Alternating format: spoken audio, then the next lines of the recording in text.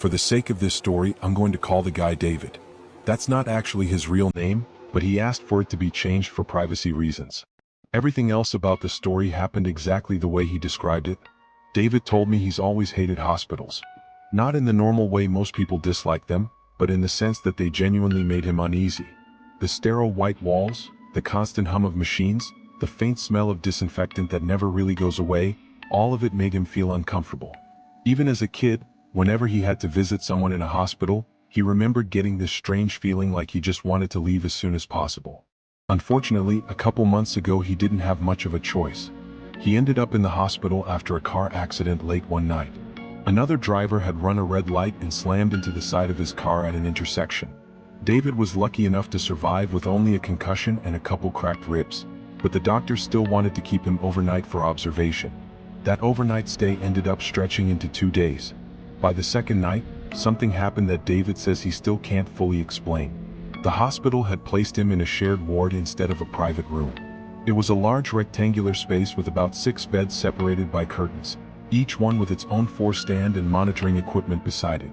When he was first admitted, 3 of the beds had other patients in them. But throughout the day, one by one, they were discharged. By the time nighttime came around, David realized he was the only patient left in the entire ward. A nurse had checked in on him around 10 p.m. before telling him they'd be dimming the lights soon so he could get some rest. After she left, the place became extremely quiet.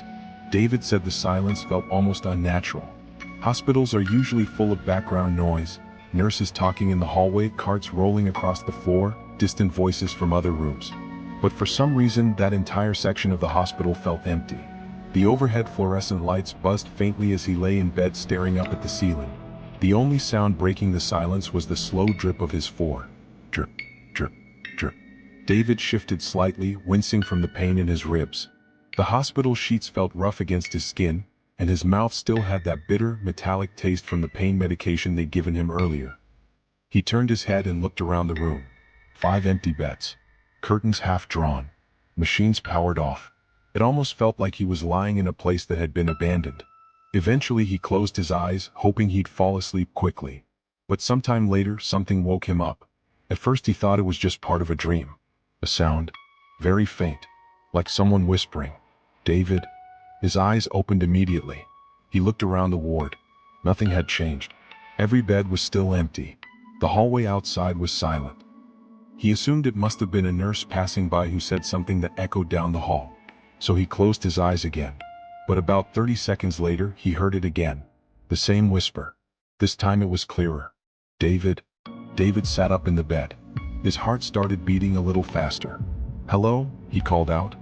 His voice echoed softly through the empty ward. There was no answer. He scanned the room again. Still nothing. Then the overhead lights flickered briefly. Just once. That was when he noticed something else. The air in the room suddenly felt colder. Not freezing, but noticeably different than it had been a few minutes earlier. Goosebumps rose on his arms. David rubbed them nervously and looked around again. That's when he heard the sound. Creak. It came from the bed directly beside him. He slowly turned his head toward it. The mattress had sunk slightly. Just enough to look like someone had sat down. But the bed was empty. David stared at it, confused. For a few seconds nothing else happened. Then the mattress dipped again. A little deeper this time. Like someone shifting their weight. David felt his stomach tighten. "What the hell?" he muttered under his breath. Then he noticed something else. The smell. At first it was faint. Sweet. Almost like perfume. But it grew stronger very quickly. Within seconds the scent became overwhelming. It smelled like flowers. But not fresh flowers. More like flowers that had been sitting out too long and started to rot. David gagged slightly and covered his nose. The smell was nauseating. And then the hospital sheets on the empty bed started to move. Very slowly. The blanket began sliding downward toward the foot of the bed. Like invisible hands were pulling it back. David's entire body locked up. He couldn't move. Couldn't even speak. He just stared. The blanket folded neatly over itself. Exactly the way a nurse might pull it back when preparing a bed. Except there was no nurse. There was no one there at all. That's when the whisper came back. This time it was right beside him. So close he could actually feel the cold air shift next to his ear. David. His heart was pounding now. The voice sounded wrong. It had a wet, hollow tone to it. Like someone speaking through water. David slowly turned his head. The empty space beside his bed looked darker somehow. The fluorescent lights above him flickered again. Then the whisper spoke one more time, right next to his ear. "You shouldn't be here." David gasped and jerked back against the headboard. At that exact moment the overhead lights shut off. The ward dropped into darkness. For a few seconds there was complete silence. Then the mattress beside him creaked again, like someone standing up. Slow footsteps followed, dragging across the floor, moving away from the bed. A moment later the lights flickered back on. The ward looked exactly the same as before. Empty. Silent. So David sat there shaking, staring at the bed beside him. The sheets were pulled back, like someone had just gotten out of it. About 10 minutes later, a nurse came in to check on him. She stopped when she saw him sitting upright, pale and sweating. "Are you okay?" she asked. David pointed toward the bed beside him. "Someone was just there," he said. The nurse frowned and looked around the room. "There's no one else on this floor tonight." David shook his head. "The bed moved," he said, "and something was talking to me." The nurse didn't respond right away. Instead she looked toward the empty bed, then back at him. Her expression slowly changed. Not confusion, something closer to concern. She hesitated before speaking again. "That bed," she said quietly. David waited. "That's where the last patient in this ward died yesterday morning." David felt a chill run down his spine. The nurse continued. "He kept whispering something all night before he passed." David swallowed. What was he saying? The nurse looked at him for a moment. Then she said something that David told me he'll probably never forget. He kept repeating one name. David asked what the name was, and the nurse answered, "David." I used to work as a nurse at a hospital a few years ago. I won't say which one for obvious reasons, but it was a fairly large hospital that handled everything from surgery recovery to ICU patients. At the time, I usually worked day shifts. Those were the easiest ones to get used to because the hospital is always busy during the day.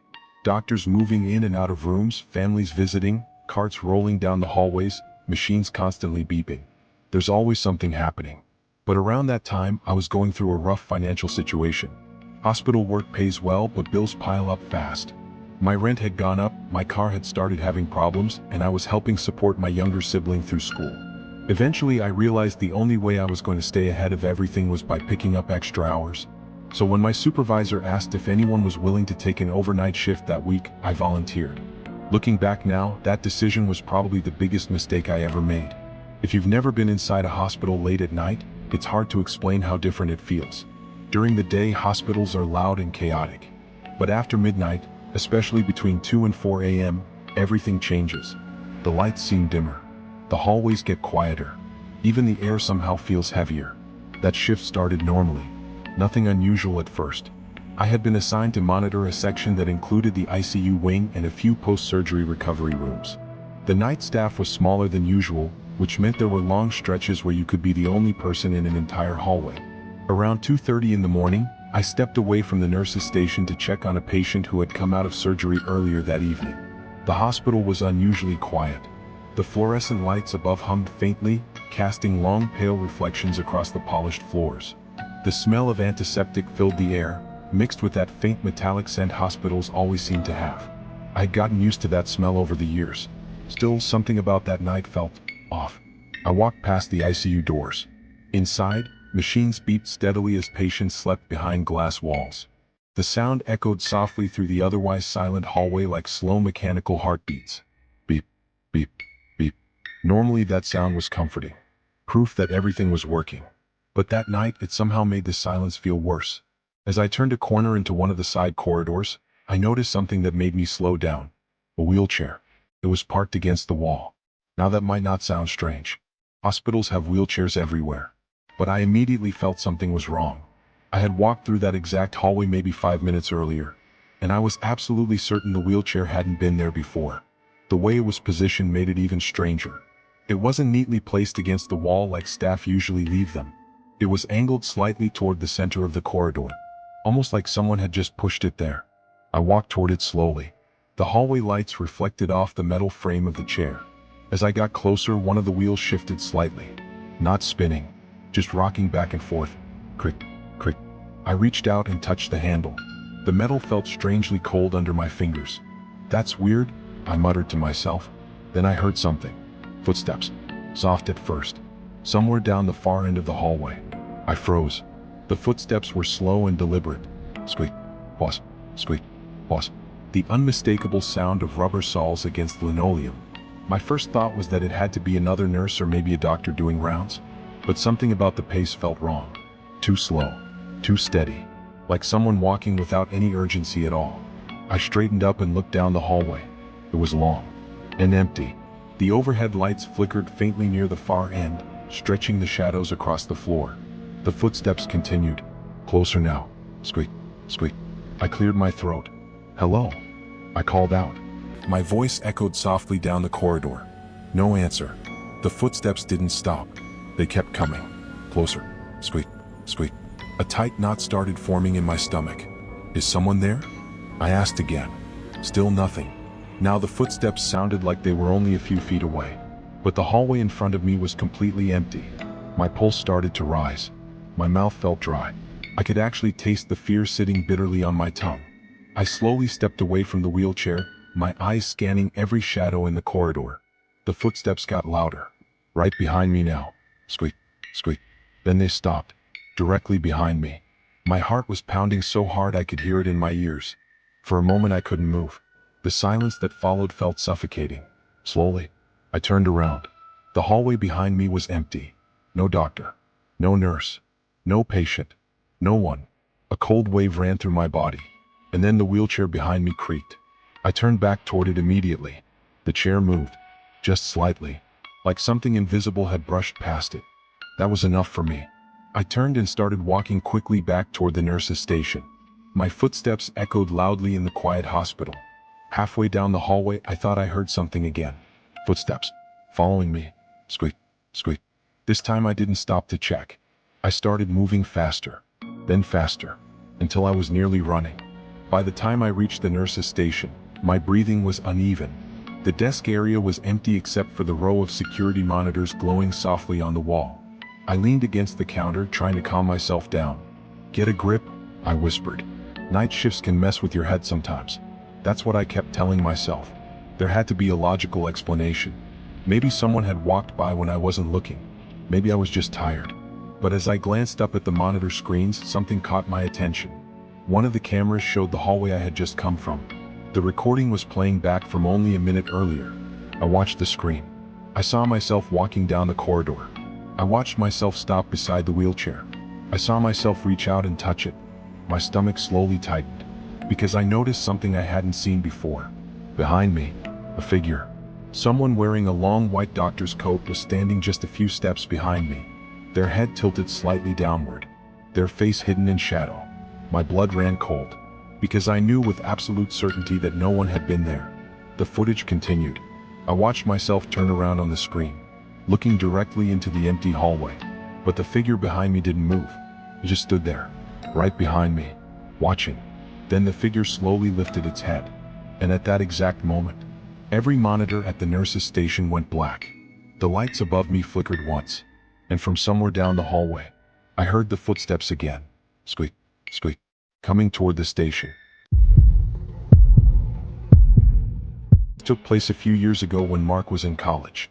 It was the beginning of spring break, and he was driving home late at night after finishing his last exam. Anyone who's been through that knows the feeling. The relief of finally being done, the excitement of heading home after weeks of stress. Mark said he remembers feeling completely relaxed during that drive. Music playing. Open highway. No traffic. Just the quiet hum of the road under his tires. And then everything changed in a matter of seconds. He never saw the other car coming. One moment he was driving through an intersection, and the next there was the deafening screech of tires and the violent sound of metal crushing in on itself. The impact spun his car sideways. Glass shattered everywhere. He remembers the steering wheel slamming into his chest, the taste of blood filling his mouth, and then everything went black. The next thing he remembers was waking up in a hospital room. White walls. Fluorescent lights. The sharp smell of antiseptic. His entire body felt sore, like every muscle had been bruised at once. A doctor eventually came in and explained what had happened. Another driver had run a red light and slammed directly into Mark's car. The other driver hadn't survived the crash. Mark had been lucky. He'd suffered a concussion, some deep cuts, and a few cracked ribs, but nothing life-threatening. Because of the head injury, They wanted to keep him overnight for observation. They placed him in a private hospital room with 2 beds. One of them was his. The other one was empty. At least, it was supposed to be. The next afternoon, a nurse came in pushing a wheelchair. Sitting in it was an old man. He looked incredibly frail, pale skin, thin gray hair, and dark circles under his eyes like he hadn't slept in days. The nurse explained that the hospital was short on space and they needed to temporarily place another patient in the room. Mark didn't take the news well. He told me that at the time he was still in pain from the accident, tired, and honestly just wanted to be left alone. So he complained. A lot. He even told the nurse he was going to call his dad and demand a private room somewhere else. But eventually he gave up and just tried to ignore it. The old man was placed in the bed beside him and hooked up to an 4-drip. At first the room stayed quiet. But a couple hours later the man spoke. "Looks like we're roommates now," he said with a dry chuckle. His voice was raspy like someone who had spent a lifetime smoking. Mark didn't respond right away. But eventually they started talking. And that's when things got strange. Because the man was surprisingly funny. He had this strange sense of humor that Mark couldn't quite explain. He told ridiculous stories about his life. Weird encounters he'd had. Odd jobs he'd worked decades earlier. Every story somehow ended in a punchline that made Mark laugh harder than he had since the accident. At one point Mark laughed so hard his ribs started hurting again. But he didn't care. For the first time since waking up in that hospital bed, he felt normal again. Hours passed without him even realizing it. The room was quiet except for their voices and the occasional beep of the medical monitor beside the old man's bed. Eventually the lights in the hallway dimmed as the hospital shifted into nighttime mode. But they kept talking. The old man told stories about traveling. About strange places he'd been. About people he'd met. Some of the stories were funny. Others were strange. Almost unsettling. But Mark couldn't stop listening. At some point exhaustion finally started catching up with him. His eyelids felt heavy. The pain medication was starting to kick in. The last thing he remembered before falling asleep was the old man speaking again. His voice softer this time. "You know," the man said quietly, "it's funny how quickly things can end." Mark didn't think much of the comment at the time. Within seconds he drifted off. When he woke up the next morning, something immediately felt wrong. The room was silent. Not normal hospital quiet.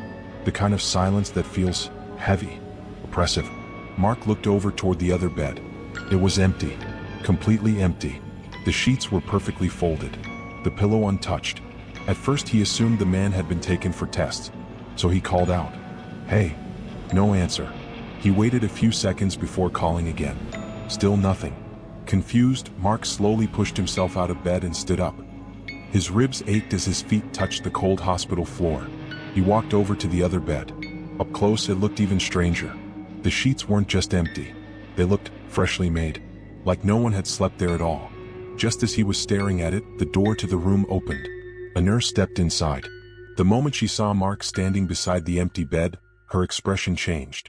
"What are you doing out of bed?" she asked quickly.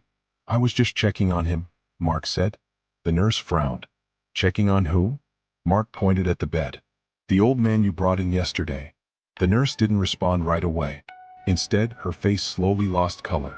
"Are you talking about the patient who was supposed to stay here?" she asked carefully. "Yeah," Mark said. "We talked all night." "Where did they move him?" The nurse stared at him. Then she slowly shook her head. "That's not possible." Mark felt a knot form in his stomach. "What do you mean?" The nurse hesitated before answering. "The man we admitted to this room yesterday passed away." Mark blinked. "What?" "He died about 30 minutes after we placed him on the floor." Mark felt his chest tighten. "That doesn't make sense," he said. "I was talking to him all night." The nurse looked genuinely disturbed now.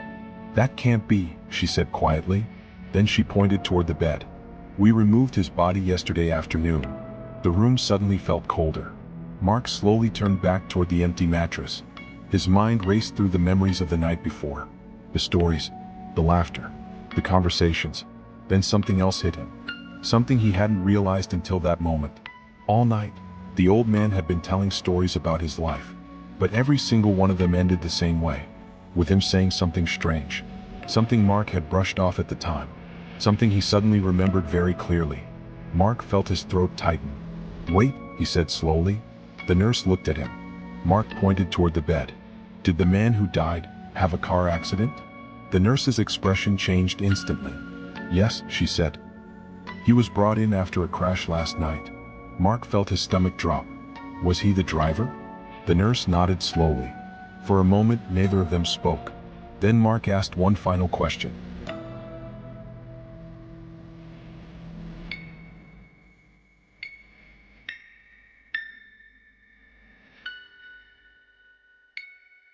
Do you know what his name was? The nurse hesitated. Then she quietly said it. And it was the exact same name the old man had introduced himself with, the night they talked. Mark sat back down on his bed, his hands shaking. Because the last thing the old man had said before Mark fell asleep suddenly made a lot more sense. You know, he had told him, it's strange meeting the person who survives your last mistake.